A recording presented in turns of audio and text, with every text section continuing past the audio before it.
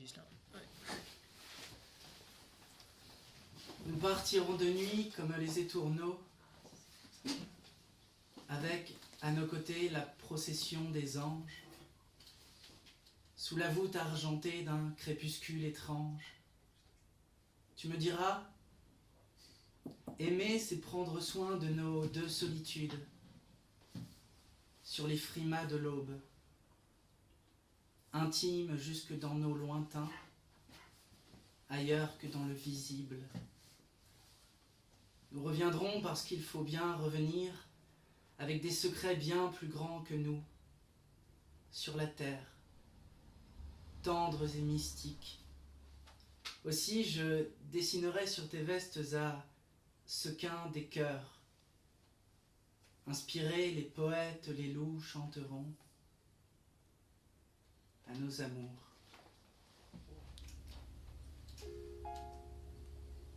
Les bois étaient tout recouverts de brume basse. Désert, gonflé de pluie et silencieux. Longtemps avait soufflé le vent du nord où passent les enfants sauvages, fuyant vers d'autres cieux, par grands voiliers le soir et très haut dans l'espace. J'avais senti siffler leurs ailes dans la nuit, lorsqu'ils avaient baissé pour chercher les ravines, où tout le jour peut-être ils resteraient enfouis. Et cet appel inconsolé des sauvagines, triste, sur les marais que les oiseaux ont fui. Après avoir surpris le dégel de ma chambre, à l'aube, je gagnai la lisière des bois. Par une bonne lune de brouillard et d'ambre, je relevai la trace, incertaine parfois sur le bord d'un layon, d'un enfant de septembre. Ses pas étaient légers et tendres, mais brouillés. Il se croisait d'abord au milieu des ornières où, dans l'ombre tranquille, il avait essayé de boire pour retourner à ses jeux solitaires très tard, après le long crépuscule mouillé. Puis il se perdait plus loin parmi les hêtres, où son pied ne marquait qu'à peine sur le sol. Je me suis dit, il va se retourner peut-être pour retrouver ses compagnons de vol, en tremblant de la peur qu'ils aient pu disparaître. Il va certainement venir dans ces parages, à la demi-clarté qui monte à l'Orient, avec les grandes bandes d'oiseaux de passage, et les cerfs inquiets, qui cherchent dans le vent l'heure d'abandonner le calme des gagnages. Le jour, glacial, s'était levé sur les marais. Je restais accroupi dans la tente illusoire, regardant défiler la faune qui rentrait, les chevreuils dans l'ombre qui venaient boire, les corbeaux criards au cime des forêts. Et je me dis, je suis un enfant de septembre, moi-même, par le cœur, la fièvre et l'esprit, et par la brûlante volupté de tous mes membres, et ce désir que j'ai de courir dans la nuit, sauvage, ayant quitté l'étouffement des chambres.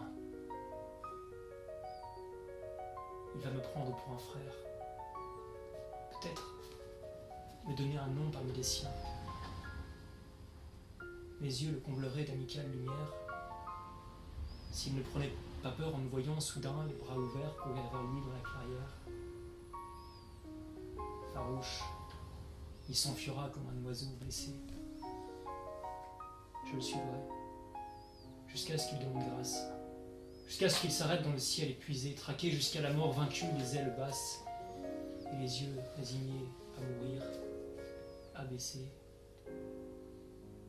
Alors,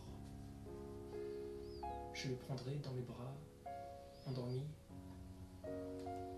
Je le caresserai sur la plante des ailes, et je ramènerai son petit corps parmi les roseaux,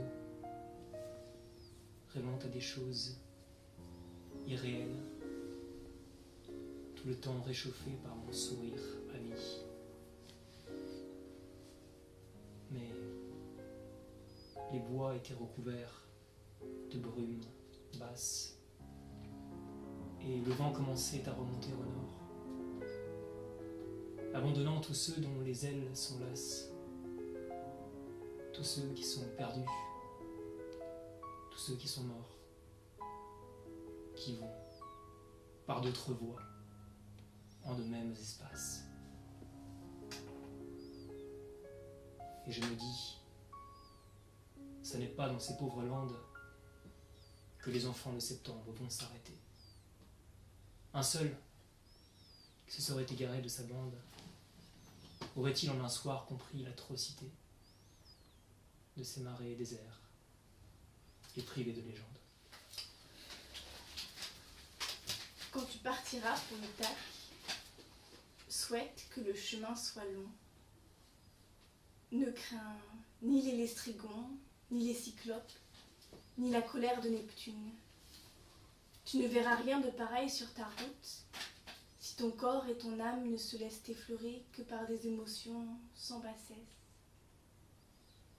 Tu ne rencontreras ni les lestrigons, ni les cyclopes, ni le farouche Neptune, si tu ne les portes pas en toi-même, si ton cœur ne les dresse pas devant toi. Souhaite que le chemin soit long, que nombreux soient les matins d'été où, avec quel délice, tu pénétreras dans les ports vus pour la première fois. Fais escale à des comptoirs phéniciens et acquiert de belles marchandises. Nacre et corail, ambre et ébène, et 1000 sortes d'entêtants parfums. Acquiert le plus possible de ces entêtants parfums. Visite des cités égyptiennes et instruis-toi avidement auprès de leurs sages. Mais garde sans cesse Ithaque présente à ton esprit. Ton but final est d'y parvenir. Mais n'écourte pas ton voyage. Mieux vaut qu'il dure de longues années et que tu abordes enfin dans ton île au jour de ta vieillesse, riche de tout ce que tu auras appris en chemin, sans attendre qu'Ithaque t'enrichisse. Même si tu la trouves pauvre, Ithaque ne t'a pas trompé. Elle t'a donné le beau voyage. Sans elle, tu ne te serais pas mise en route. Sage comme tu l'es devenu à la suite de tant d'expériences, tu as enfin compris ce que signifient les Ithaques.